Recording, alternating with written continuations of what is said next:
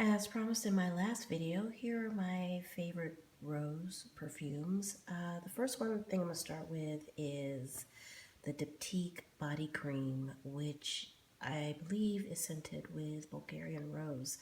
I received this small jar as a gift with purchase at a Diptyque event in November, and I loved it so much when Diptyque was running a special. I actually bought this and got a couple other little gifts that came with it. I actually finished this, and now I usually scoop some of this out and fill this jar just because it's, it's easier to deal with. This is a large kind of unwieldy jar. I don't like opening it, closing it, scooping it, blah, blah, blah. But this has, as far as body cream goes, this has a great scent to it. It actually has good longevity. I've used this under all my rose scents this month, and usually on my right arm I don't spray any perfume, but when I put this on my right arm, at the end of the day I can still smell it. So I recommend it. I highly recommend it. Plus it's really soft and creamy and hydrating, and it gets really dry here in Northern Virginia during the winter. So if you're like me and you dry out, you won't be sad having this. This is in no particular order, so I'm just going to grab these and just show them to you. So my favorite rose scent, or one of them, is San Francisco Rose by Aromatics. And this was a blind buy. I bought it because there was a perfume blogger who was fighting cancer, and the nose at Aromatics, to help her raise funds to help her, actually created this scent. It's a beautiful scent. It's Turkish rose, Bulgarian rose, orris root. There's a little bit of patchouli in here, and a little bit of oud, just really a hint of oud. And when I first sprayed it, I was like, oh, something spicy or earthy is in here. And when I look up what the notes are, yes, it has some patchouli in it, which not overwhelming. It's not enough patchouli to make it a Chypre, but it just enough to give it a little more depth in being a soulful rose. This is Coco Mademoiselle.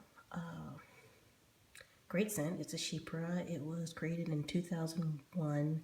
I believe the nose is Olivier Polges. And it's a classic Chypre, rose heavy Chypre. As it dries down, it really does mellow out, so it doesn't have that classic scent that might be off-putting to some people. I find it skews, just mature, grown up. I would say grown up, but not mature. If you're on the younger side and you want a scent that isn't fruit patchouli but still ladylike, I think this is a good one to have. Carthusia Lady. This is actually created in 2011. I don't remember who the nose is on this one, but like Coco Mademoiselle, it is also a Chypre. I think it's a bit softer than the Coco Mademoiselle.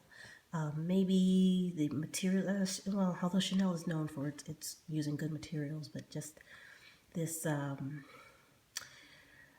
see a difference between these two, and just sometimes it just depends on my mood, depends on which one I'm going to pick out of the pile when it comes to when I'm going to wear a Chypre. And this is, okay, so kind of in an order, this is my favorite. Olivier Giacobetti, one of the best noses out there. Oh my gosh. So it is a lipstick rose, as in it does have that violet and rose, but whereas most lipstick roses get overpowered by the violet, this one still keeps its rose identity. It is sheer, but it's not non-existent.